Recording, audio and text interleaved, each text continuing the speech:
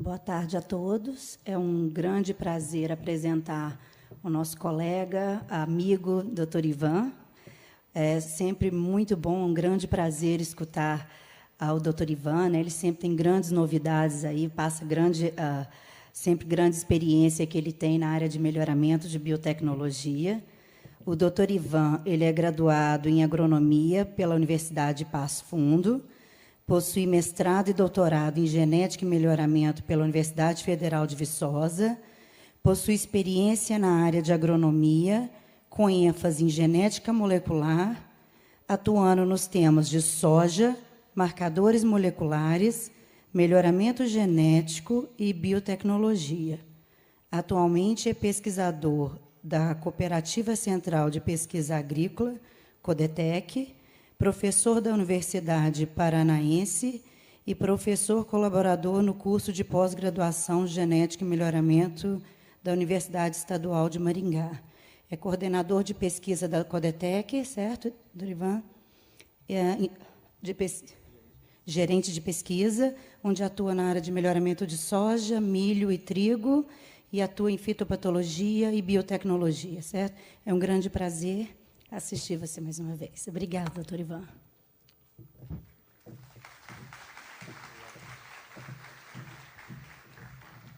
Obrigado, Eveline. Obrigado à organização do evento pelo convite de voltar para Viçosa, né? Sempre um prazer poder voltar para Viçosa e ver os amigos que estão por aqui.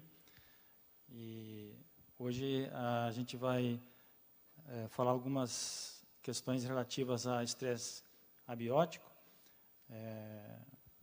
A apresentação de hoje de manhã da professora Beth foi muito ilustrativa em relação a isso, sobre o uso de biotecnologia para estresse abiótico.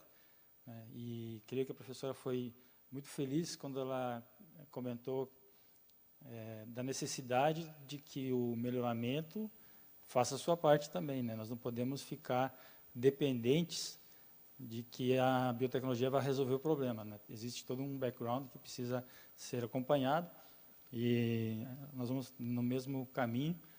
A gente não tem estatísticas confiáveis, pelo menos no Brasil, sobre a quantidade de perdas que a gente tem anualmente em cada cultura em relação a estresses abióticos, e mesmo em termos de estatísticas internacionais, os dados não são atualizados com muita frequência.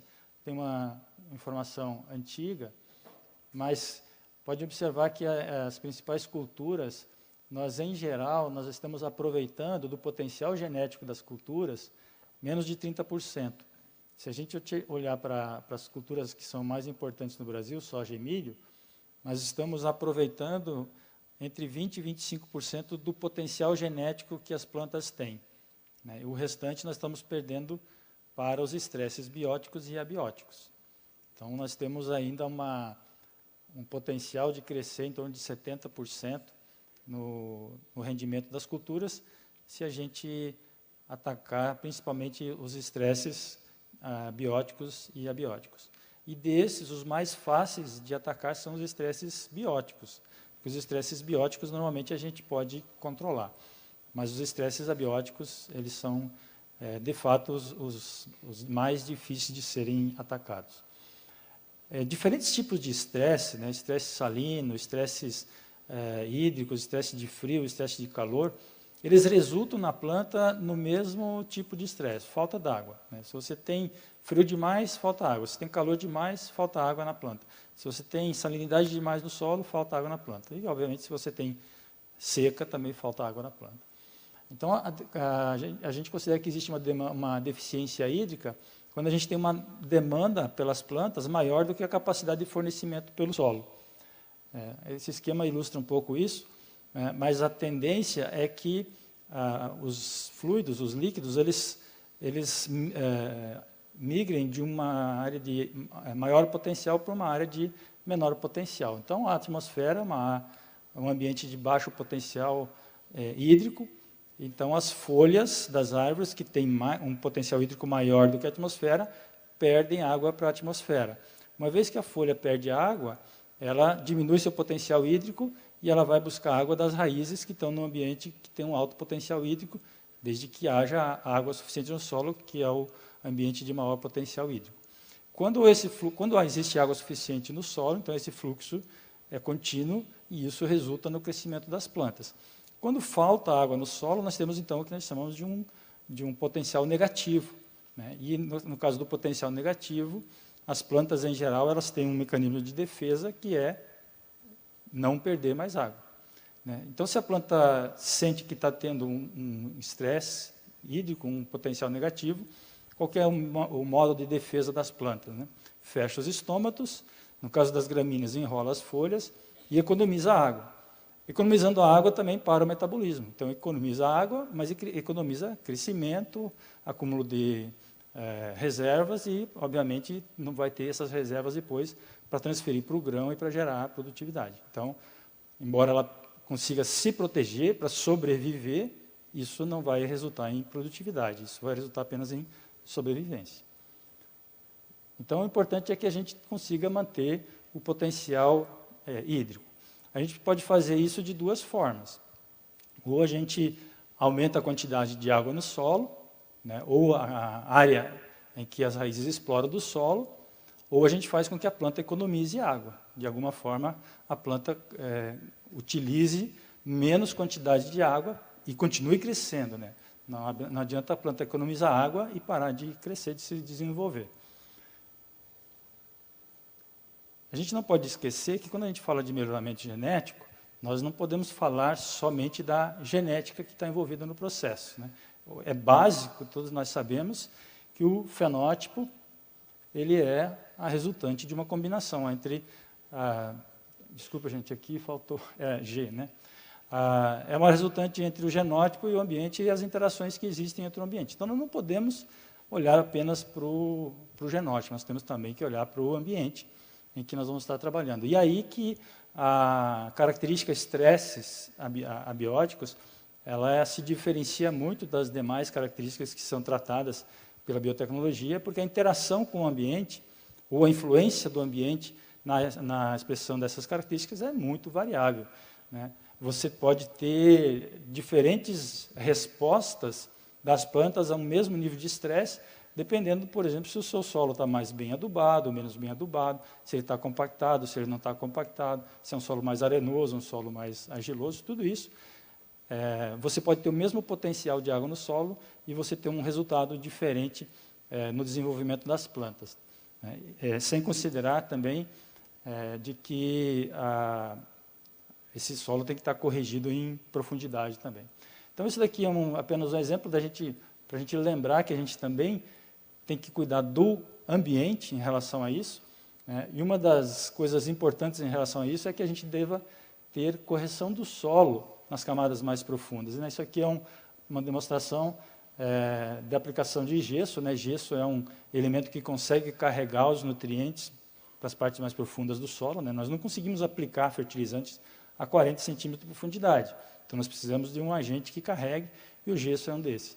Não adianta a gente ter uma planta que geneticamente tenha uma boa tolerância a estresse hídrico e a raiz dela não poder se desenvolver. O que nós precisamos é que a planta tenha condições também, que o solo dê condições para que a raiz se desenvolva bem, né? Uma raiz desse tipo aqui, certamente com um mínimo de estresse, e já acaba a água porque ela está na superfície do solo, que seca rápido. Enquanto que uma raiz desse tipo aqui vai ter água no solo por muito mais tempo para ela utilizar. Conservação da água no solo também, né? O Brasil é pioneiro numa tecnologia de preservação de água e preservação do solo, que é o plantio direto, e isso também é muito importante, né? À medida que elimina a perda da água que está armazenada no solo pela evaporação, né? À medida que a gente vai falando de mudança climática e aquecimento global, a disponibilidade de água no solo tende a ser menor em alguns períodos do desenvolvimento das culturas, e então o que nós precisamos fazer é armazenar bem essa água no solo, né? E também a questão de compactação do solo, né? Se essa planta aqui essa planta pode ser uma planta transgênica, tolerante a estresses hídricos, mas se ela for se desenvolver nesses 5 centímetros de solo aqui, tendo um tijolo aqui embaixo, ela não vai sobreviver também à deficiência hídrica. Então, além da genética, nós estamos aqui falando de genética, nós temos que levar em conta que o fenótipo ele é uma resultante, né, entre o genótipo, que a gente pode obter tanto através de biotecnologia, quanto através de melhoramentos clássicos, né, do efeito do ambiente e também da interação que existe entre esses dois efeitos, né. No caso de melhoramento para estresses abióticos, a gente tem a possibilidade de utilizar tanto o melhoramento que a gente chama de, se é que existe, né, alguma coisa que a gente possa chamar de melhoramento convencional, né, e o melhoramento baseado em plantas transgênicas. Quando a gente utiliza o melhoramento convencional, que mais recentemente passou a ser chamado de melhoramento de genes nativos, né, ou seja, genes que estão na própria planta, nós podemos utilizar diferentes estratégias, né. Uma delas é a seleção utilizando marcadores moleculares, né, uma análise de mapeamento para identificar a localização dos genes que são, ou dos genes não necessariamente, quando a gente faz o mapeamento, nós estamos tentando identificar regiões genômicas que estejam associadas à tolerância a algum estresse abiótico. E utilizar, então, marcadores moleculares para acompanhar a transferência dessas regiões de uma geração para outra, depois de uma geração de cruzamentos. Ou, então, utilizando plantas transgênicas, né? Basicamente, o que se trabalha hoje são dois tipos de métodos, né, em plantas transgênicas, uma em que codifica proteínas funcionais, outra que codifica proteínas regulatórias. O que a professora Beth apresentou para a gente hoje de manhã é uma terceira via, né, e que me pareceu, de fato, muito interessante. Então, entre as proteínas funcionais, a gente tem, geralmente, enzimas que estão associadas ao desenvolvimento das plantas, e entre elas as proteínas que protegem as moléculas, né, como, por exemplo, os osmoprotetores. E entre as proteínas regulatórias são os fatores de transcrição, né. A professora Beth falou hoje de manhã sobre DREB, né, sobre o exemplo do DREB, né, que tem uma boa eficiência para a tolerância da planta a estresse, mas, infelizmente, ele tem demonstrado alguns efeitos adversos no desenvolvimento da planta em condições normais. Nós temos uma experiência também com osmoprotetores. Isso daqui é uma representação de soja. Essa é uma planta que contém um gene que aumenta a produção de prolina, comparada com a planta não transgênica, também sem irrigação. Essas duas plantas sem irrigação por um período de 5 dias, dentro de um vaso de 28 litros, ou seja, a água acaba muito rápido aqui, né? E comparando com uma planta da mesma variedade irrigada todos os dias, né? Então, de fato, a gente pode observar que, fenotipicamente, essa planta ela economizou mais água do que essa, né? O que são os osmoprotetores? Eles aumentam a concentração da solução celular, então elas seguram, vamos dizer assim, segura a água com mais força dentro da célula, evitando que a célula perca essa água, e também aumenta o potencial, diminui o potencial da planta em relação ao potencial do solo, e a planta tendo um potencial hídrico menor, ela vai absorver a água com mais força também, né? Aquela água que ficaria retida no solo, a planta consegue roubar mais água do solo, porque ela tem uma concentração osmótica maior nas células da raiz também, consegue absorver mais água do solo, né? Com a mesma quantidade de água no solo, essa planta aqui consegue absorver mais água do que essa. Todas as avaliações bioquímicas que a gente fez responderam ao que a gente estava esperando. Isso aqui, por exemplo, é dano oxidativo, né? Então, quando a planta sofre um estresse, essa última análise aqui é da planta não transformada e não irrigada. Então, veja que quando ela sofre um estresse, o dano oxidativo é alto. Cada cor aqui representa uma época de avaliação. As plantas foram avaliadas a cada 4 dias. E aqui é o controle irrigado, né? A planta convencional irrigada. Veja que ela tem um baixo dano oxidativo. E alguns dos eventos transgênicos também apresentaram um dano oxidativo bastante baixo, né? Alguns desses eventos tiveram um comportamento semelhante também para outras características, como, por exemplo, estabilidade de membrana. Veja que o controle irrigado tem uma estabilidade alta de membrana. Esse evento aqui manteve esse daqui era um dos eventos que estava marcado anteriormente, também manteve uma estabilidade de membrana bem alta, e esse evento também uma estabilidade de membrana bem alta. Enquanto que o controle sem irrigação, veja que no momento que o tempo vai passando, a estabilidade da membrana vai se arruinando. Ou seja, nessa planta aqui, depois desse período de estresse, você pode voltar a irrigar a planta, que ela não vai mais se recuperar completamente, porque houve dano celular, né? Dano na parede celular, e essa planta tem menos células viáveis do que uma planta igual a essa, né, que não sofreu nenhum tipo de dano. Mas, como biologia não é matemática, quando você vai para o campo com um evento desses, né, esse daqui é um ensaio de soja, dessa soja regulada. Nós fomos a primeira empresa nacional a ter um evento transgênico aprovado numa liberação planejada no meio ambiente no Brasil. E esse evento ele foi para o campo, nos ensaios, no mesmo ano que a Embrapa conduziu o primeiro ensaio de tolerância seca no evento DREB da Embrapa. Então, nós na Codetec, na época que éramos cooperativa ainda, e a Embrapa, em paralelo, nós somos as primeiras empresas nacionais a conduzir experimentos de tolerância a estresse de plantas no Brasil. Infelizmente, o resultado disso não é muito fácil de ser avaliado, mesmo porque a gente só consegue conduzir ensaio de planta regulada em ambiente que a gente tem CQB. A Codetec, como uma empresa menor, nós tínhamos CQB apenas na região sul, então Cascavel e Palotina, Rio Verde também, mas são regiões que chove bastante, chove bem, então é difícil de você fazer uma avaliação de estresse hídrico a campo.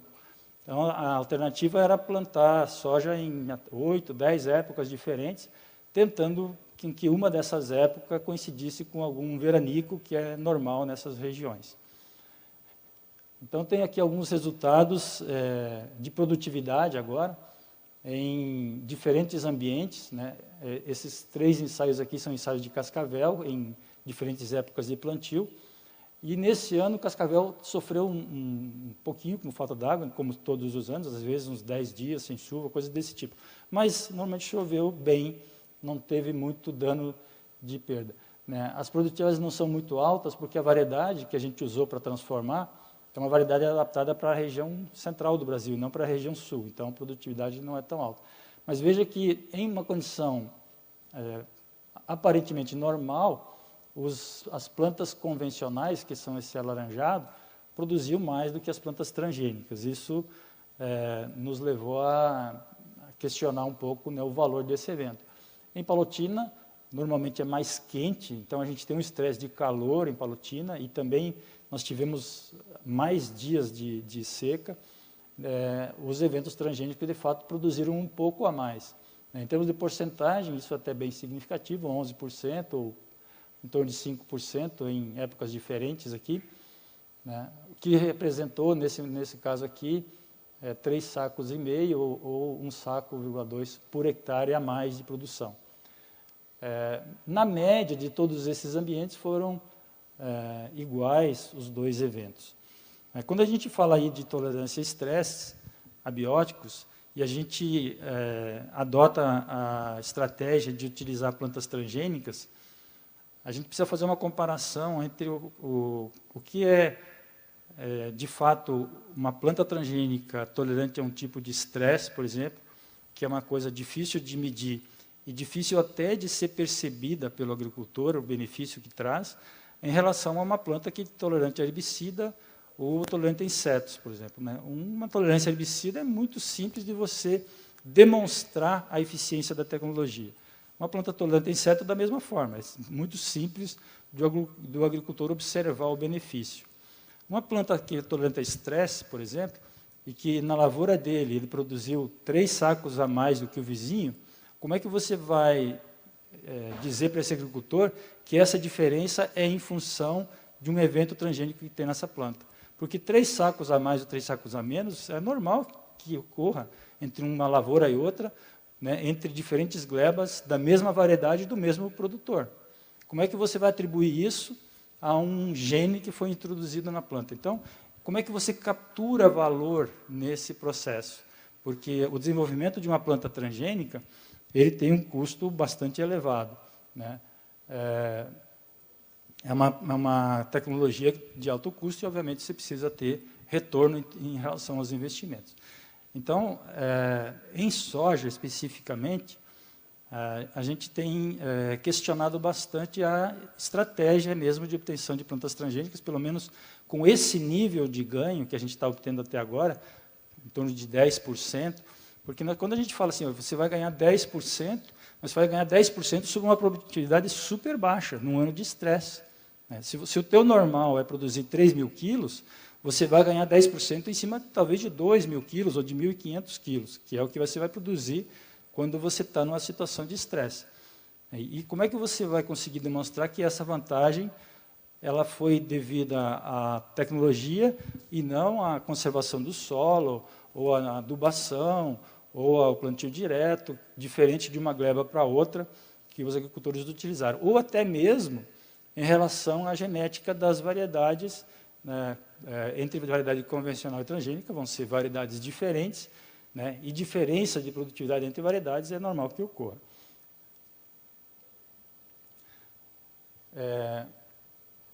Quando a gente fala de plantas transgênicas através de proteínas regulatórias, aí nós estamos falando não de um caso de um único gene, como era esse caso aqui, era um único gene que estava envolvido, né, aumenta o teor de prolina e não tem muito efeito em relação aos outros processos da planta. No caso de proteínas regulatórias, os genes, na verdade, você pode introduzir um único... Desculpa. A gente pode introduzir um único gene na planta, mas muitos outros genes são afetados por esses genes regulatórios, né? É o caso, então, dos genes DREB e alguns outros fatores de transcrição que são utilizados. Então, é uma estratégia que está mais voltada ao próprio mecanismo de defesa das plantas, né, que envolve muitas rotas, e a professora Beth já explicou isso hoje de manhã. O problema que eu estava comentando com vocês, quando a gente fala de plantas transgênicas, é o custo. Esse é um gráfico universal, praticamente, né, mas em que o que se calcula é que para você desenvolver um evento transgênico novo até chegar ao mercado, o custo disso seja entre 50 e 100 milhões de dólares. Então, certamente, você vai ter que ter um retorno com essa tecnologia. E esse retorno, para você ter esse retorno, você precisa demonstrar que os ganhos que você está obtendo são devidos à tecnologia. Então, outra estratégia é através dos genes nativos. Quando a gente faz melhoramento de genes nativos, ou seja, seleção de melhores combinações genéticas dentro da espécie, para que resulte no fenótipo mais favorável, nós estamos avaliando muitas características, né, no caso específico de tolerância seca, em geral, com fatores fisiológicos que não são completamente conhecidos, né. Muitos genes que estão relacionados a essa característica, eles podem estar associados ao aumento na tolerância da seca, mas nós não sabemos que genes que são, como que eles atuam e nem mesmo quais são as localizações no genoma. Quando a gente tem uma situação dessa, em que a gente pode ter uma seleção de muitos genes, sem que a gente saiba que genes são, que efeito que ele tem, onde eles estão localizados, nós temos um cenário perfeito para utilizar seleção genômica ampla. Então, a seleção genômica ampla deve ter uma aplicação muito importante na seleção de estresses abióticos. Nós vamos selecionar as melhores combinações genéticas, as melhores regiões genômicas que melhor respondem para o estresse abiótico, mesmo que a gente não saiba qual é a função daqueles genes, ou mesmo que genes que são, e nem mesmo, às vezes, a própria localização desses genes. Quando a gente está falando de plantas tolerantes a estresses hídricos,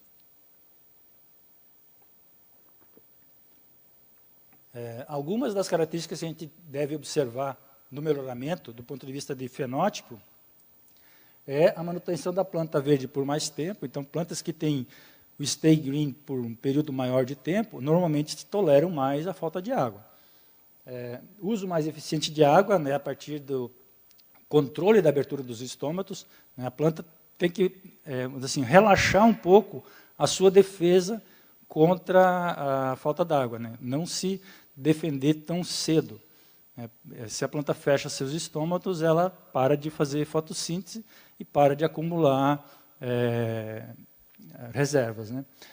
Um sistema radicular bastante robusto e agressivo vai explorar um volume de solo muito maior, consequentemente um volume de água também muito maior.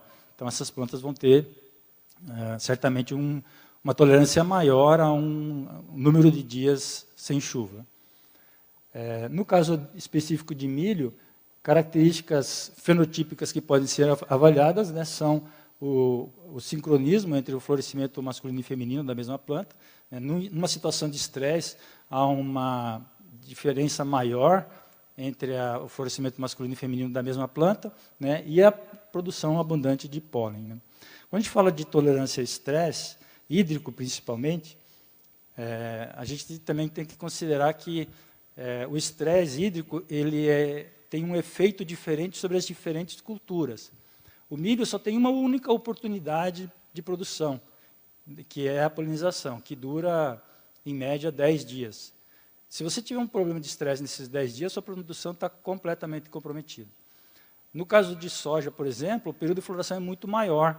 A soja produz uma quantidade abusiva de flores, né? Mesmo na condição ideal, ela vai abortar mais de 50% das flores que ela produz. Então, ela tem uma flexibilidade maior de adaptação, né? Se você tem um período de estresse hídrico, quando voltar a umidade no solo, ela pode ter uma nova florada, né, e ainda produzir sem tanta perda assim. Então, é importante, quando a gente vai fazer melhoramento a partir de genes nativos, é identificar se tem variabilidade para a característica estresse hídrico dentro da população que você vai trabalhar.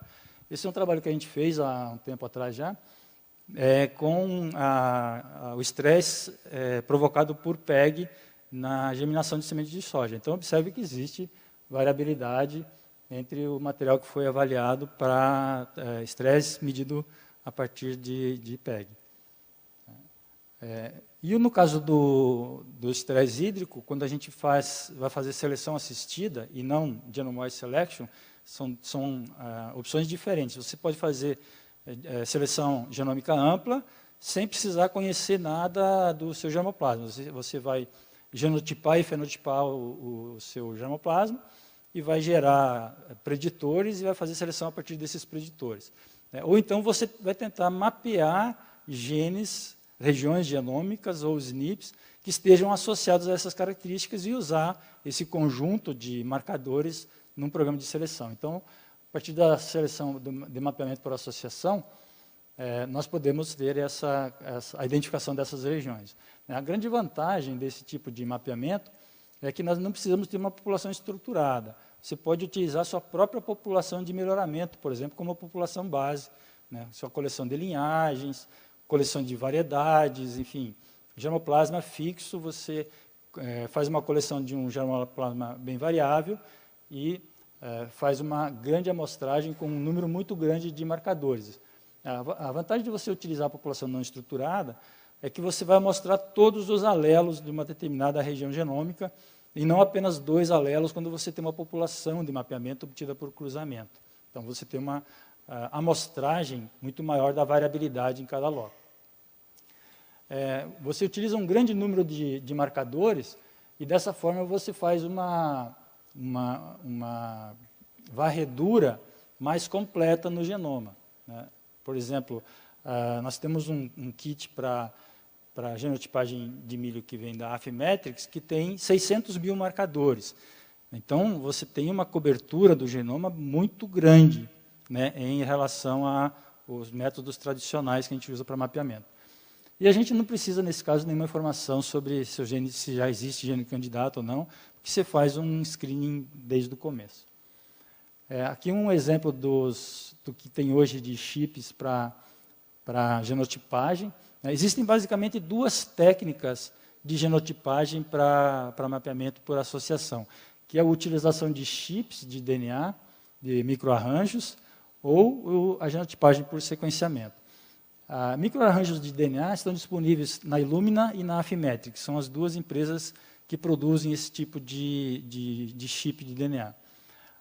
A Illumina tem chip comercial de milho de 3K.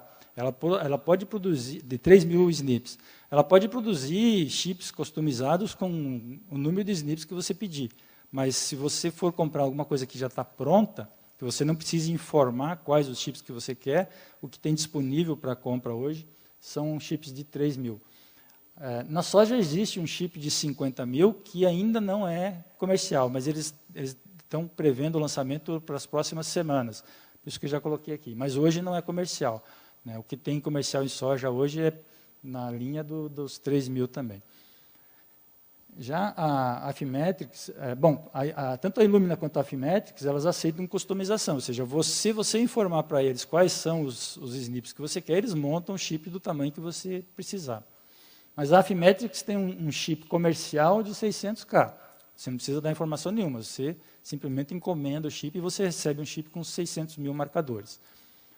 E na soja tem um de 180.000 marcadores. Então, são chips de DNA que conseguem fazer uma amostragem bastante grande do genoma. Né? E, no caso a Illumina tem muitos kits desse para humanos, para animais, mas tem poucos para planta. A Affymetrix também tem muitos para humanos e animais, mas tem muitos para plantas também, para muitas espécies de plantas, não só soja e milho.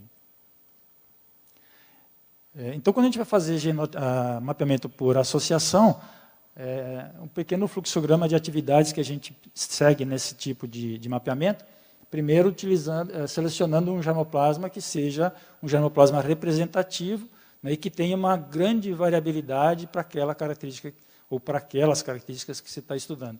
Quando você faz mapeamento de associação, você não vai mapear uma única característica. Então, a intenção é utilizar o germoplasma o mais variável possível, né, e aí você vai mapear inúmeras características. Tudo que você conseguir fenotipar, você pode mapear. Aí você vai submeter essa população a essa população não é uma população estruturada, é a coleção de linhagens, coleção de variedades, o que você quiser incluir nessa coleção. Você vai genotipar isso com milhares de marcadores e, paralelo a isso, vai fazer a fenotipagem também. E aí está um dos grandes gargalos no mapeamento de associação. É você ter a fenotipagem com uma precisão elevada. Né? Então, a gente passou muito tempo trabalhando na área de genômica para estabelecer alguns métodos de mapeamento, mas hoje a gente tem que voltar bastante foco para a parte de fenômica, para você conseguir fenotipar um grande número, né, milhares de linhagens, com uma alta precisão na obtenção dos dados. Obviamente que os marcadores moleculares eles precisam passar por uma avaliação de qualidade, e uma vez feita essa avaliação de qualidade, uma primeira análise que se pode fazer é quantificar o desequilíbrio de ligação, para você ter uma informação sobre a composição genética dessa coleção de germoplasma, né? Mas com os mesmos conjuntos de marcadores, você pode obter a estrutura da população e o nível de parentesco. A estrutura de população é um método de análise que você pode utilizar, por exemplo, o Structure ou Instruct, ou algum desses programas de estrutura de populações, que determinam a probabilidade de uma determinada variedade ou linhagem pertencer a um determinado grupo. Né? A primeira parte da análise é você identificar em quantos grupos é mais indicado você dividir a sua população, e na segunda etapa você vai identificar qual é a probabilidade que uma determinada variedade ou linhagem tem de participar de um determinado grupo desses que você definiu anteriormente. A gente tem utilizado com alguma frequência 2 algoritmos para isso. O mais popular de todos é o Structure, que tem um software específico para isso, né? Mas todo mundo utiliza o Structure para tudo, e eu acho que as pessoas esqueceram de ler no artigo do Structure de que ele considera que as populações devam estar em equilíbrio de Hardy-Weinberg. Ora, uma população de melhoramento não está em equilíbrio de Hardy-Weinberg. E geralmente porque a gente trabalha com linhas fixas, normalmente linhas homozigotas, na maior parte das vezes. Então, isso não é uma população em equilíbrio de Hardy-Weinberg. Então, a gente tem utilizado mais recentemente um Instruct, que é um modelo muito parecido, utiliza a mesma base bayesiana do Structure, mas ele não precisa considerar equilíbrio de Hardy-Weinberg nas populações. Então, existe uma certa diferença nos resultados. Eu não sei ao certo, até agora, qual é o impacto de você utilizar o Structure e desconsiderar a questão do equilíbrio de Hardy-Weinberg. Né? Até sugiro que algum estudante de mestrado possa fazer uma dissertação, um trabalho de mestrado para identificar isso, porque a gente ainda não sabe disso. O que nós estamos fazendo é utilizando as duas metodologias, identificando QTLs e depois validando os QTLs. Aquela que validar os melhores QTLs certamente deve ser a mais útil, mas a gente não chegou ao final desse trabalho ainda. Né? Bom, com esses dados de marcadores, mais a estrutura de população, essa matriz de parentesco é uma matriz de parentesco genômico, né? Não é uma matriz de parentesco obtida pela genealogia, o que é muito mais real para o tipo de análise que a gente está fazendo. Se você considerar uma população de irmãos, todos vão ser considerados com o mesmo parentesco entre si. O parentesco é meio entre todos os irmãos. Mas se você genotipar esses irmãos todos, você vai ver que eles são diferentes. Uns são mais próximos, outros são mais distantes. Então, de fato, essa matriz de parentesco obtida pelos marcadores moleculares é uma matriz muito mais confiável e muito mais útil para esse tipo de análise. Então, utilizando essas duas informações de estrutura de população, parentesco, que foram obtidas pelos dados de marcadores, mais os dados fenotípicos e os próprios dados de marcadores, aí você procede à análise de associação. É que geralmente a gente tem utilizado modelos mistos, mas modelos lineares mistos, a gente precisa ter essa matriz de parentesco, enquanto que se você trabalhar com modelos lineares generalizados, você não utiliza essa matriz de parentesco. A diferença é que se você trabalhar com modelos generalizados, sem levar em consideração parentesco, você identifica um monte de QTLs para cada característica, né? E um monte de falsos positivos. Enquanto você utiliza modelos lineares mistos, utilizando a matriz de parentesco, reduz o número de QTLs que você encontra, mas, em geral, são os que estão, de fato, associados à característica que você está avaliando. Uma vez feito tudo isso, você vai identificar os marcadores que vão ser utilizados, então, na seleção de plantas. Né? Isso aqui é um exemplo de uma análise de associação. Isso daqui é para florescimento, né, em milho. Então, tem duas regiões aqui com uma probabilidade maior, mas tudo que está acima da linha vermelha é candidato, né, mas essas duas regiões, que têm uma probabilidade bem maior, são provavelmente as regiões mais associadas a essa característica. Né? E aqui são os cromossomos nessa linha de baixo. Aqui. Existem alguns eventos de tolerância seca que já são comerciais nos Estados Unidos. Né?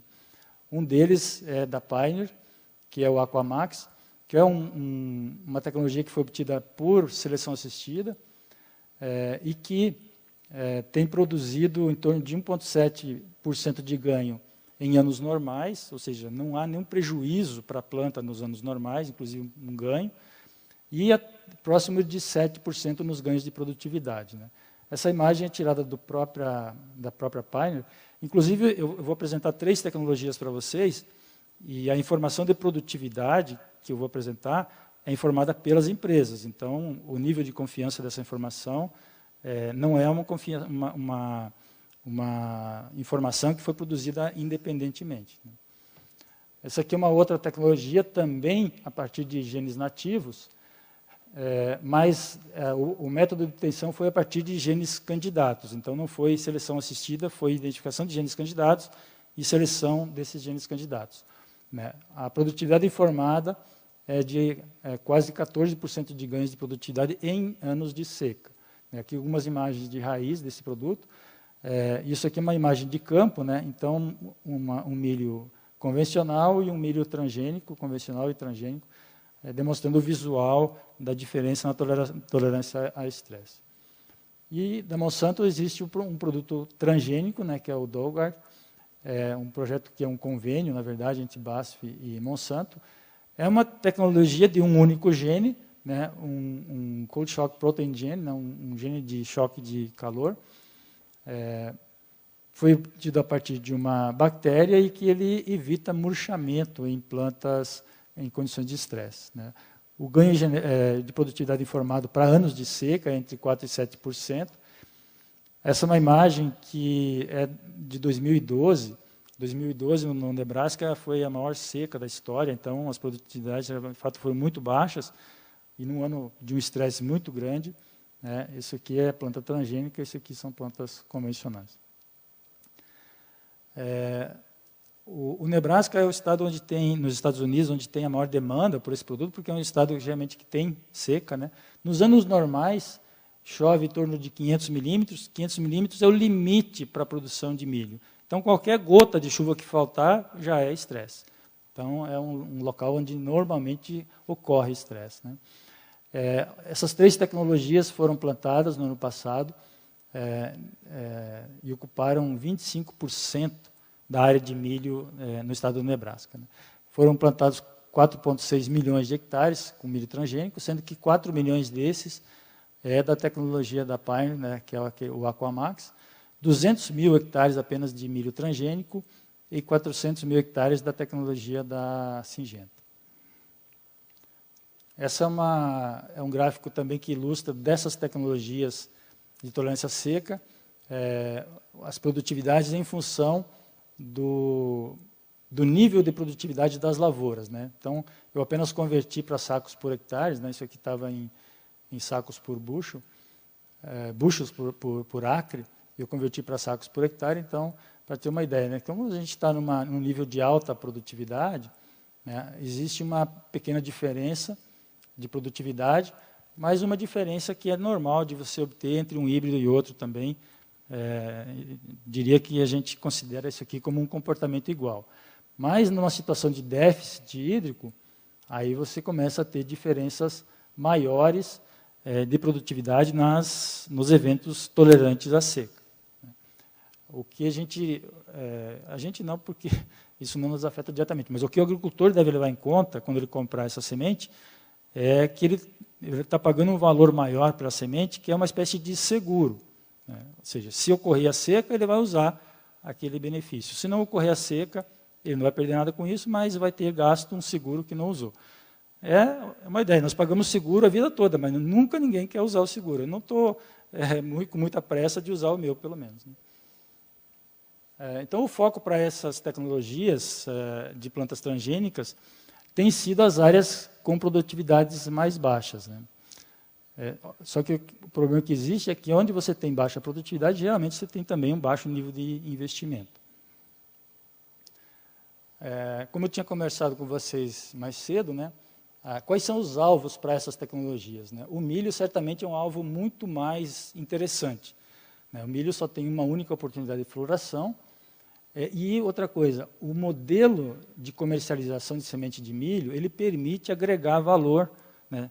Mesmo que você desenvolva essa tecnologia, ou seja, por melhoramento convencional, assistido por marcadores moleculares ou por plantas transgênicas, você pode agregar valor para pagar esse investimento no preço da semente, porque milho é uma cultura que você precisa comprar o híbrido todos os anos. Então, é possível que você recupere o valor investido. Soja é uma cultura mais flexível, o tempo de floração é muito maior, é natural que a soja tenha um aborto de flores de mais de 50%, mesmo em anos normais, ela produz muita flor. Se cada flor da soja fosse produzir uma vagem, ia exaurir a planta, ela não ia aguentar tanta vagem assim, né? Então, ela tem essa capacidade de compensação. E o modelo de negócio em soja não permite agregar muito valor, porque se a semente de soja fica muito cara, o agricultor guarda a semente e não compra a semente de novo no ano que vem. Então, essa é uma limitação em relação ao tamanho do investimento em soja. Em geral, observado pelo menos até agora, o que a gente consegue de ganho de produtividade a partir de um evento transgênico, a gente também consegue a partir de melhoramento vou chamar de clássico, utilizando ferramentas de marcadores moleculares ou alguma ferramenta de seleção assistida, por exemplo. Então, as plantas transgênicas não estão dando mais produtividade nos anos de seca, não estão dando mais tolerância a estresse do que as plantas tolerantes obtidas por métodos, genes nativos, né, métodos naturais, que selecionam genes dentro da própria espécie e combinam esses genes numa única variedade ou numa única linhagem. Quando a gente fala de plantas transgênicas, nós estamos falando geralmente de um gene ou um evento.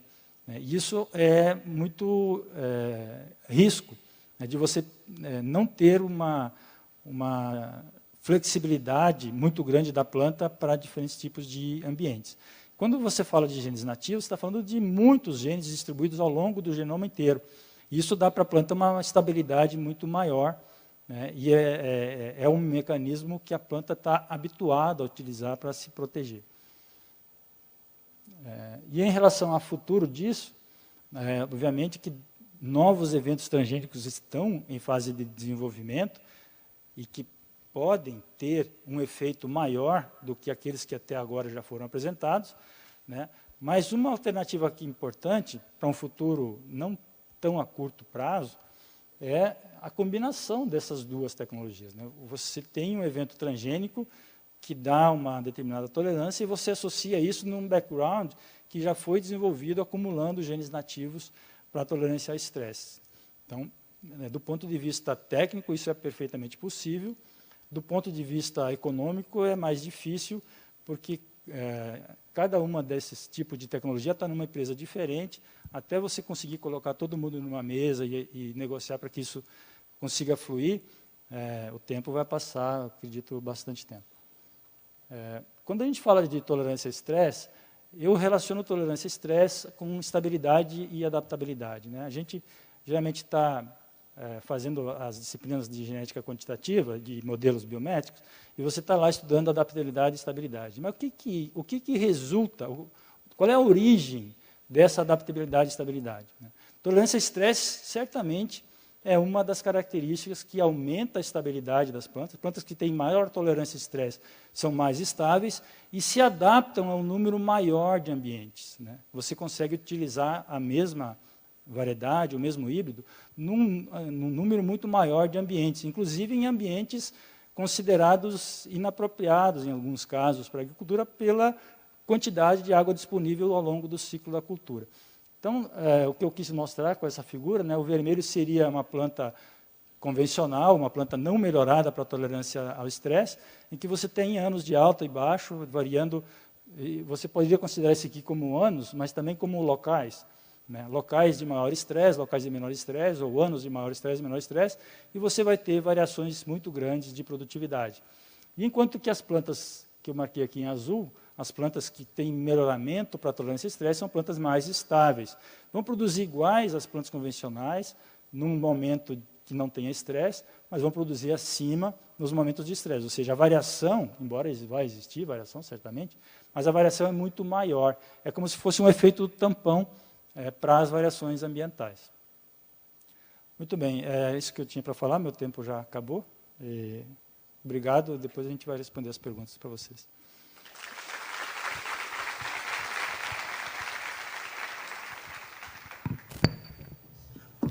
Agradecemos pela palestra do Dr. Ivan Schutter e convidamos de volta ao palco os moderadores, Dr. Rodrigo de Oliveira, Dra. Eveline Caixeta e também o palestrante Wesley Barber, para darem início à mesa redonda.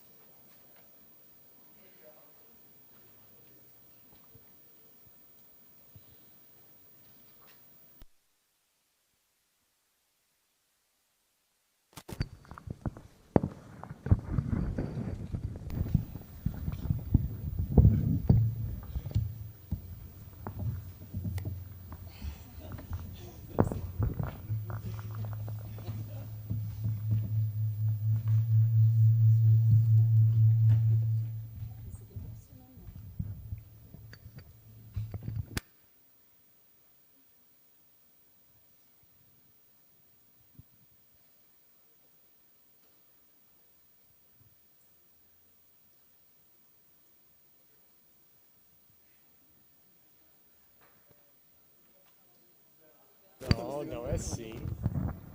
Facinho. Os homens falam bastante. Estou brincando aqui que eles estão desligando os microfones para as mulheres, né? Acho que as mulheres falam muito. Bom, gente, então vamos dar continuidade, abrindo então a mesa redonda. Vamos deixar vocês à vontade, quem quiser fazer pergunta, tanto para o doutor Wesley quanto o doutor Ivan Schuster, tá? Quem fiquem à vontade para fazer as perguntas. Quando vocês se organizem aí para fazer, acho que a gente pode, começando aqui, abrir uma discussão.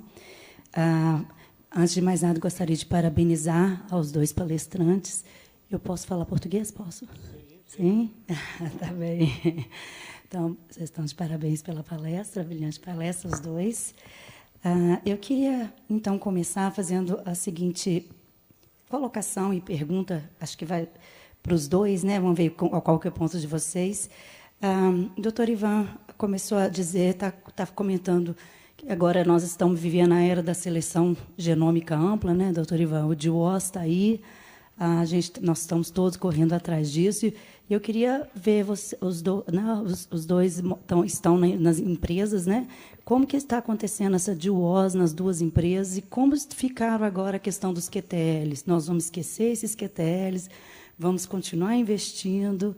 Como que ele está? E a seleção assistida, né? A ação, como é que está? Como é que é a posição de vocês em relação a isso? Por favor.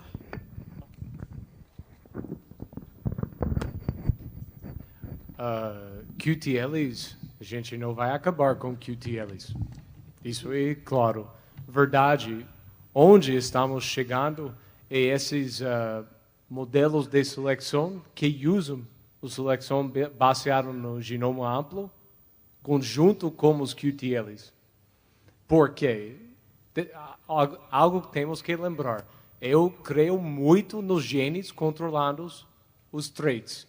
Os efeitos usados no mapeamento dos fenotipagens no genoma inteiro, o que eles vêm de onde? De nada? Não, vêm de genes. E talvez que a gente não entende o fenótipo suficiente para explicar aquela deveração. Então, mas isso é desafio para conseguir usar os dois, por exemplo, forward breeding e genomic selection no mesmo tempo. Verdade, eu estou tentando fazer isso agora, no dia a dia de meu trabalho. O que a gente tem que considerar é que, quando a gente fala de seleção genômica ampla, é uma seleção que tem mostrado eficiência nos seus modelos, mas ela não nega ajuda.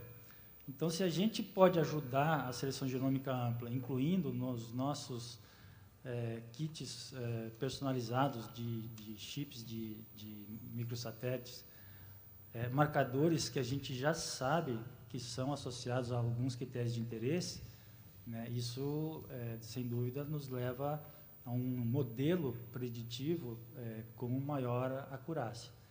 Então, o que eu tenho trabalhado, pelo menos, nós estamos iniciando o processo de seleção genômica, né, e o que tenho trabalhado é, ao mesmo tempo, fazer também um mapeamento genômico a partir de análise de associação, para identificar alguns QTLs de maior importância e utilizar esses QTLs dentro de um grupo de seleção genômica.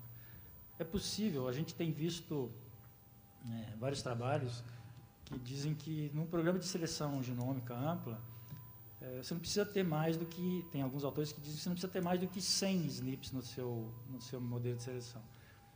Mas eu gostaria que esses 100 SNPs eu soubesse o que eles fazem. Então, eu quero escolher 100 SNPs que estejam, de fato, associados aos QTLs daquelas características de interesse, né? Então, dentro de um modelo de seleção genômica, às vezes a gente fica meio bitolado nos conceitos, né? Seleção genômica ampla considera que você não tem nenhum conhecimento prévio, nem sobre os marcadores, e nem sobre os QTLs, e nem nada, e você vai gerar um modelo a partir do nada, né? É um tal do black box, né? Você tem uma caixa preta e você acredita e usa. No modelo de seleção de associação genômica, é um modelo de mapeamento genético, justamente para identificar os marcadores moleculares. Não existe nada que impeça a gente de usar essas duas coisas na sequência, né? Então, de um ponto de vista prático, você faz em um ano o seu modelo de predição a partir de um conjunto de marcadores bem amplo, né?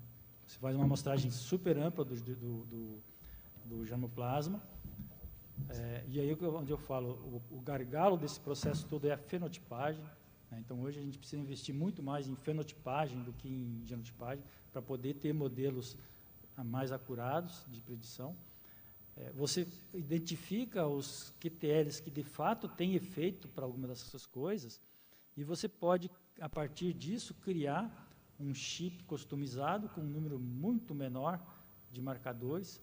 Hoje existe essa tecnologia, a gente, até o meio desse ano, se você quisesse fazer um chip de DNA de 100 SNPs, você não conseguiria. As empresas conseguem fazer um chip de 5.000, de 10.000, mas não conseguem fazer um de 100. A Affymetrix hoje tem uma plataforma que faz chips de 100 até 200 SNPs. Então, você pode identificar um conjunto de SNPs a partir de uma análise de associação e utilizar esse conjunto para a seleção genômica dentro de um programa de um conjunto menor de marcadores, né? E mesmo as populações de mapeamento a gente ainda não abandona completamente, né? Então, fazer cruzamento para gerar população de mapeamento ainda faz parte da estratégia, porque uma das coisas que a gente precisa considerar quando a gente faz análise de associação é que você elimina todos os marcadores que na população têm uma frequência menor do que 5%. Um alelo menos frequente tem uma frequência menor que 5%. Pode acontecer que justamente esses alelos menos frequentes estão associados com características raras. Então, na minha prática, eu tenho feito duas análises sequenciais também. Uma em que eu excluo os marcadores com menos de 5% de frequência, e a outra onde eu incluo todo mundo, sem restrição. Se algum desses marcadores de menor frequência me apontar para alguma coisa de interesse, eu vou focar naquilo, e aí eu vou gerar uma população de mapeamento para estudar aquele QTL de menor frequência, né? Porque dentro da população de mapeamento ele vai ter uma frequência de 50%. E aí eu vou conseguir identificar se de fato aquilo foi uma associação espúria ou se foi uma associação verdadeira mesmo. Então, as tecnologias, na verdade, elas não se substituem, elas se somam, se complementam. O grande benefício é que hoje a gente tem plataformas que são capazes de fazer uma genotipagem ampla, a um custo reduzido, e isso nos permite utilizar as tecnologias que a gente prometeu durante muito tempo, que seria a tecnologia utilizada nos programas de melhoramento, mas que, de fato, o uso era muito restrito em função da falta de capacidade de genotipagem em larga escala. Em relação ao uso corrente, eu não sei em relação às outras empresas, mas a nossa empresa, a gente tem iniciado esse trabalho, estamos ainda na fase de validação das populações. Nós já fizemos a população toda de treinamento, nós já fizemos os modelos e agora estamos validando esses modelos nas populações de validação para, então, começar a utilizar isso de forma rotineira. Mas isso está no pipeline de todas as empresas. Quem ainda não está fazendo, está se programando para fazer, ou está iniciando, ou vai iniciar no próximo ano, mas todo mundo está trabalhando com isso. Eu fiz essa pergunta porque justamente depois que começou a seleção genômica, a gente que está na academia tem uma tendência que os estudantes ou as pessoas querem só fazer o que está na moda, né? E foi o que o Frederizi falou hoje, a gente não tem que fazer o que está na moda, né? A gente tem que persistir no que é útil. Então, por isso que eu fiz essa pergunta, e eu também compartilho disso. Eu acho que a gente não pode substituir, mas a gente tem que sempre agregar. Como nunca poderia, como o doutor Ivan falou, nunca podemos substituir o melhoramento. O melhoramento clássico tem que ter o melhoramento clássico, tem que ter QTL, tem que ter seleção assistida, tem que ter o DWOS, tem que ter toda essa metodologia junto. Então, era por isso que eu fiz essa pergunta. Obrigada. Primeiramente, eu queria parabenizar pela brilhante palestra dos dois palestrantes, do Wesley e do Ivan, e estamos aguardando as perguntas. durante todo o meu mestrado e meu doutorado, eu nunca tive a experiência de ter aqui 2 melhoristas das 2 principais culturas do Brasil, soja e milho, aqui na frente de vocês. Vocês estão tendo uma oportunidade única. Eu acho que podem fazer perguntas aí. Eu não vou parabenizar, porque vocês já estão parabenizados. Eu queria direcionar para o Dr. Ivan Schuster. O senhor falou de chips de 600K, né, para milho e 180K para soja. Mas, por exemplo, se a professora Eveline quisesse genotipar café, que ela trabalha com café, e ela sabe que tem SSRs, que tem sequência alvos expressas, não seria mais eficaz achar SNP nessas sequências, que possivelmente são exons, ao invés de trabalhar com 600K, já que desses 600K, muitos deles podem ser introns e não está associado a nada, porque eu fico pensando assim, é muito SNP, mas, de repente, o que adianta ser muito, se esse muito não está, provavelmente, 10% desse SNP está associado. Se eu partisse de uma biblioteca, de uma sequência alvo expressa, não seria mais interessante? E uma outra segunda pergunta, desculpa, eu já perguntei ao senhor no Congresso de Melhoramento, mas a professora também já deu uma ideia aí.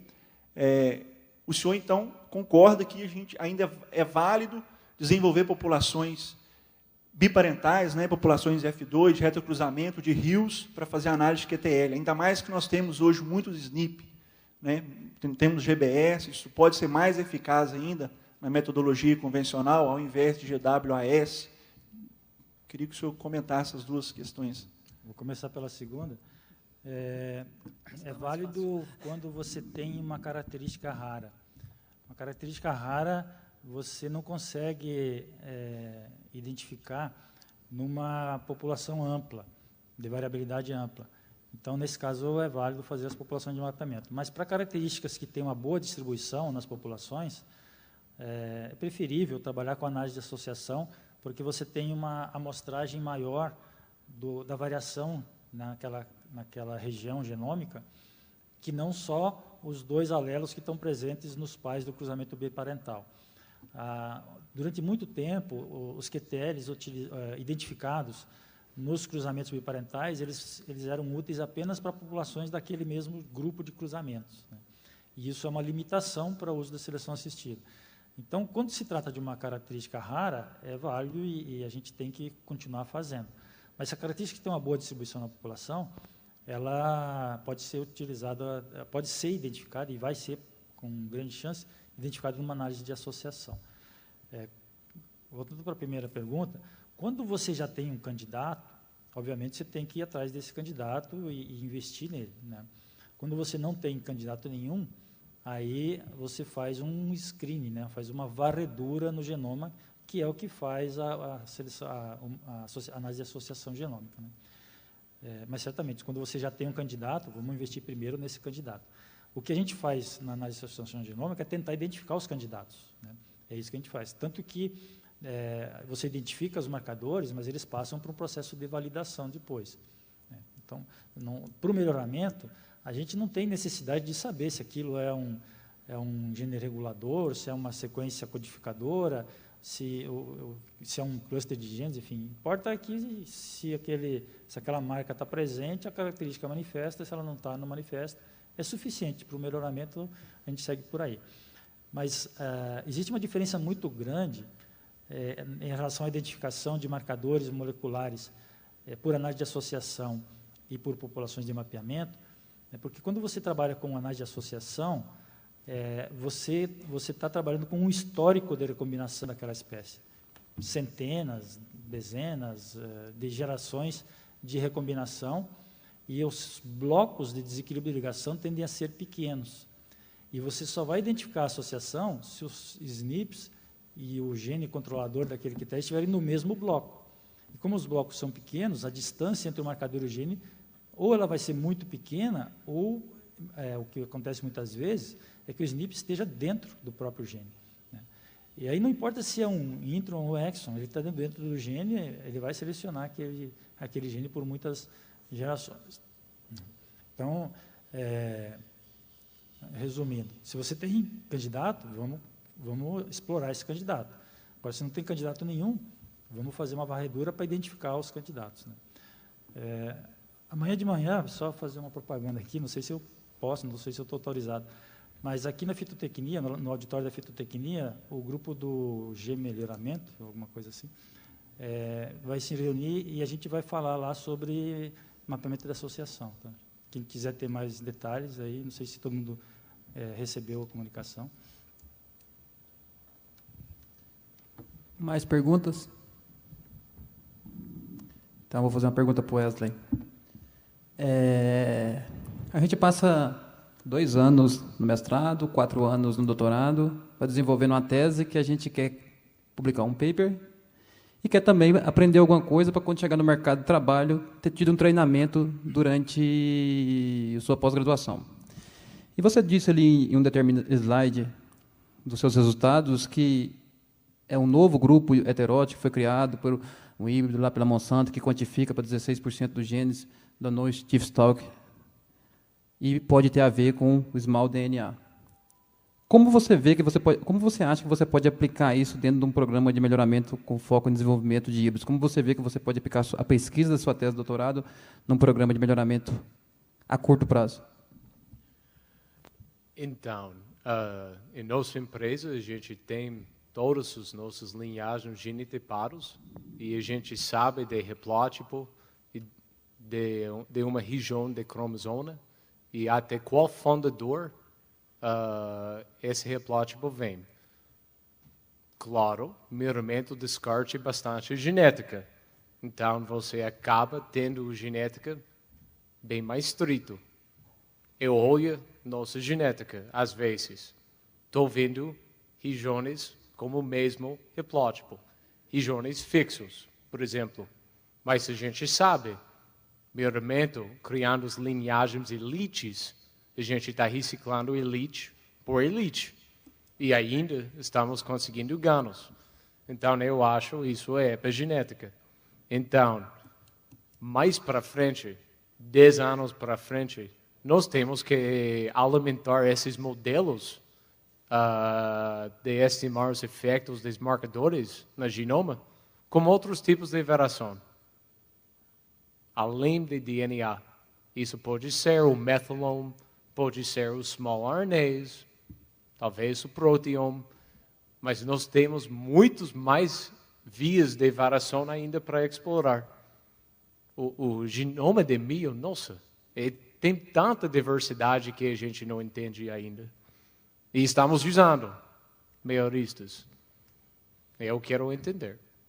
Então, se me deixa mais recursos, se me dá mais recursos, talvez vou brincar com small RNAs, mas agora infelizmente, vocês vão ver, o doutorado normalmente acaba se você não fizesse um pós-doutorado em algo parecido e se você começasse a trabalhar no multinacional.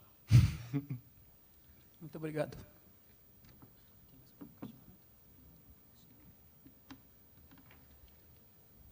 Mais perguntas? Então, para o professor Ivan Schuster não reclamar, vou fazer minha última pergunta. Eu vou me colocar sentado ali, professor, doutor Ivan, e quero fazer uma pergunta para o senhor. Fui aprovado no mestrado hoje, tenho 2 anos para fazer o mestrado e 4 anos para fazer o doutorado. O que o senhor me aconselha gastar o meu tempo? Com melhoramento convencional ou apenas com genômica? Ou como conciliar essas duas coisas hoje, que nós temos que aprender inglês, genômica, genética quantitativa e as leis de Mendel e tudo isso? E ainda você deixou de fora algumas coisas que eu vou comentar também. Certamente que você tem que começar do princípio, né? Então, genética básica é essencial. Se não souber mendelismo, nem dê o segundo passo.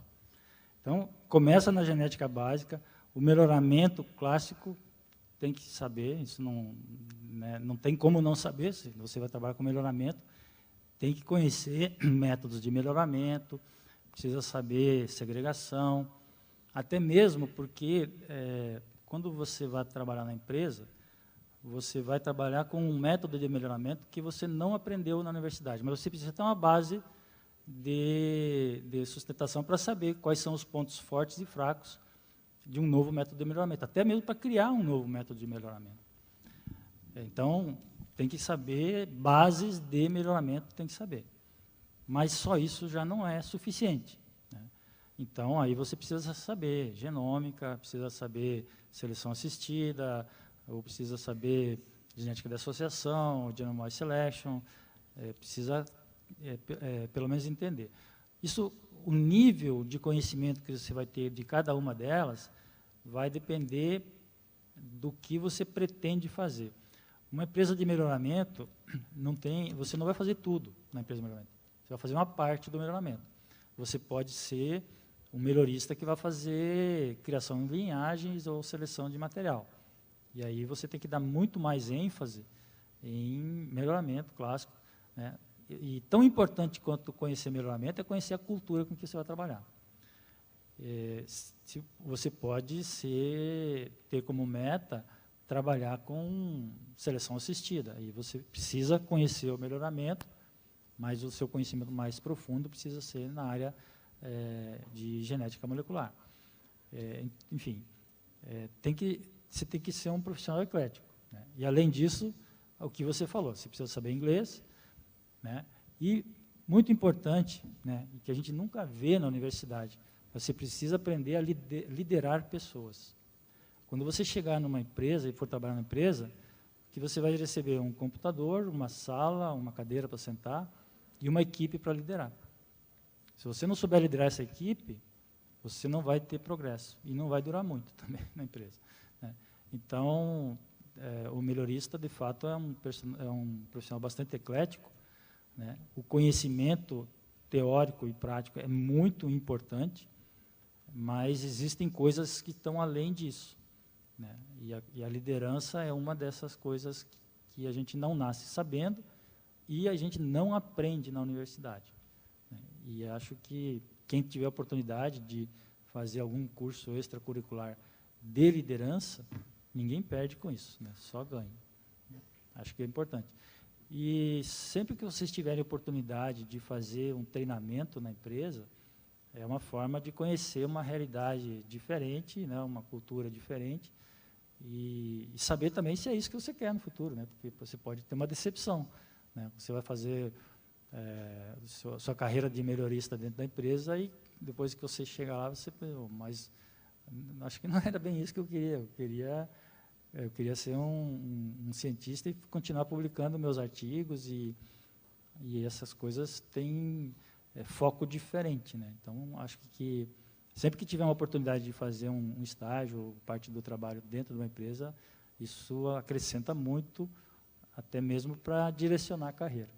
Não sei se... Não, é isso mesmo. É isso mesmo que eu queria ouvir. Vamos aproveitar, então, a pergunta do colega Rodrigo aqui, estender a mesma pergunta para o Dr. Wesley. O que você acha que daria para eles aproveitarem e depois conseguir utilizar o que eles têm aqui dentro da universidade para usar dentro de empresa, né, já que é uma empresa diferente? Então, como aluno, tem que ler artigos. Vamos falar sincero. Tem quantos artigos publicados? Nós temos que prestar atenção e ler. Isso é a melhor maneira para aprender todos esses assuntos que Ivan comentou agora. Tem que atender aos seminários. Parabéns para todos vocês. Prestar atenção, fazer perguntas, interagir como pessoa. No projeto, faz o melhor possível. Corre bastante atrás.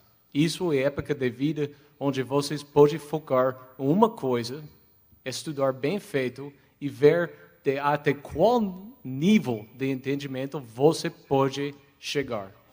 Fora disso, você vai depender nos outros. Como o Ivan falou, eu sou melhorista para uma multinacional agora. Eu não estou fazendo os cruzamentos. Eu não estou fazendo os genotipagens. Eu não estou fazendo o sequenciamento, como eu fazia. Eu tenho que... eu não estou lidando, eu não tenho subordinados, por exemplo, mas eu tenho que saber como explicar como motivar um grupo de pessoas para completar as tarefas para andar um programa de melhoramento. A gente trabalha em equipes, então pode esquecer. Eu quero trabalhar sábado. Eu cheguei no Brasil, eu queria trabalhar domingo. Não pode, certo? Isso foi grande notícia para mim. Então, eu não podia puxar meu projeto até o ponto que eu queria.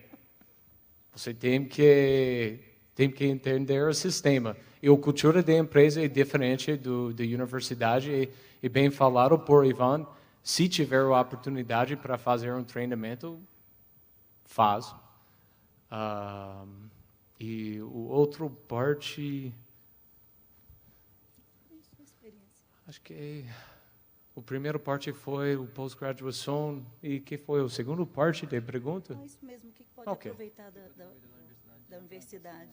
Sim. Eu vou lembrar depois, você fala. Duas coisas que eu gostaria de acrescentar. A primeira, enquanto você está se formando, você está no mestrado, está no doutorado, essa é a fase de errar. E errar muito, errar com força. Porque esses erros vão te levar para a aprendizagem. A vantagem de você errar significa que você está arriscando. Né? Então, é o momento de arriscar com chance de errar. Porque depois que você estiver no mercado de trabalho, aí você já não pode errar mais. Então, você tem que errar tudo que você tiver que errar, erra agora. Então, e para errar tem que arriscar. Ninguém erra sem arriscar. Então, não pode ficar muito passivo dentro do processo. Tem que arriscar. Né? Se deu certo, você aprende com o acerto, e se der errado, você aprende com o erro, você vai aprender. Né? E segundo, você nunca vai deixar de ser um estudante. Né? Você tem que estudar a vida toda, se você quiser fazer uma carreira. Nós estamos falando aqui hoje, desviamos bastante do assunto do estresse hídrico, mas falamos bastante de seleção genômica, de noise selection. Eu me formei aqui em 1999, no doutorado, faz 16 anos. Ninguém nunca tinha falado, até aquele momento, sobre seleção genômica, sobre mapeamento de associação, sobre desequilíbrio de ligação. Não existia nada sobre isso. Você podia fazer a busca que se quisesse em literatura, você ia achar muito pouca coisa em humanos, alguma coisa em animais, mas em plantas não tinha nada. E hoje você tem que liderar um processo onde a tecnologia que usa é essa. Então, nunca você vai deixar de estudar. Você tem que estudar, você vai ser estudante a vida toda. Isso é um recado importante. Como o Ivan falou, acho que me lembrou agora, o melhorista é uma pessoa eclética. Tem que saber da lavoura, tem que saber do inventário de sementes, tem que saber um pouco das máquinas, tem que entender a genética, depende da empresa, talvez tem que gerenciar a estação, lidar pessoas. E agora, vou falar expectação, o que o mercado espera de vocês e que vocês chegam com o entendimento de todos os princípios de melhoramento até os novos ferramentas. O que vocês vão aprender na empresa? Os programas que eles usam para aplicar esses novos ferramentas e novas tecnologias. Mas vocês têm que estar prontos para entender como você vai incorporar Genome-Wide Selection em seu programa de melhoramento. Isso é it's expected de nossa geração, dos melhoristas. E só outro comentário, o melhoramento... falaram muito no Brasil, tem melhoramento convencional, clássico ou molecular. De meu ponto de vista, o melhorista vai usar qualquer ferramenta que eles precisam usar para conseguir o objetivo deles. Então, eu nunca gostei muito para separar o clássico ou biotecnologia. Se eles pudessem modificar o genoma décadas atrás, claro, eles fariam isso. Então, o objetivo do melhorista é sempre para chegar mais rápido, com menos recursos, com qualquer tecnologia você tem disponível. Ok.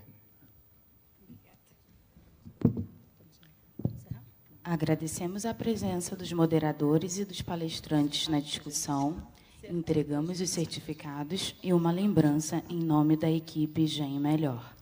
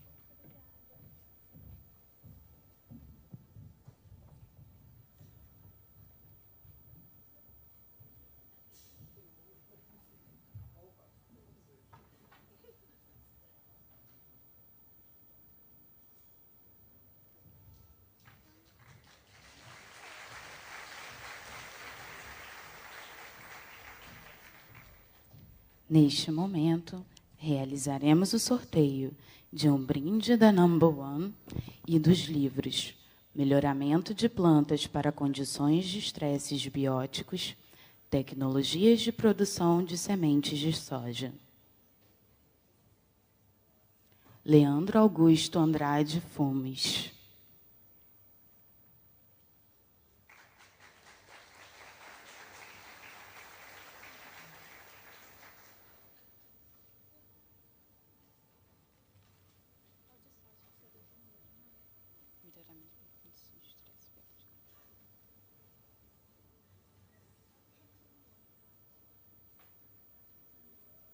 Já falei o outro. Tecnologias de produção de sementes de soja. Derivaldo Pureza da Cruz.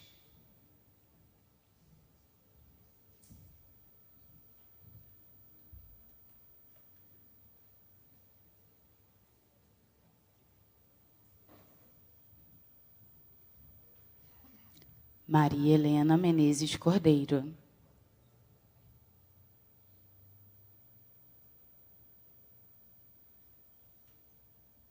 Elson Vitor Esperança Júnior.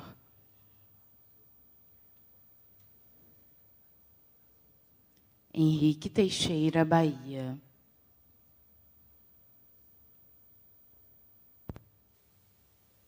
Alex Júnior da Silva Cardoso.